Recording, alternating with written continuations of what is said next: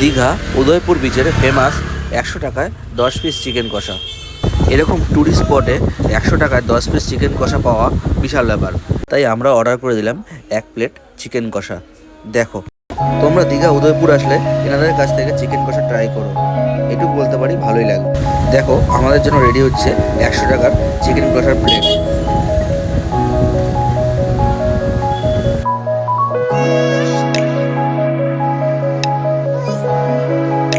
দেখো, চিকেন থেকে এখনো ধোয়া উঠছে, গরম গরম আর লাল লাল ঝাল ঝাল, ব্যাপারটাই আলাদা রকম।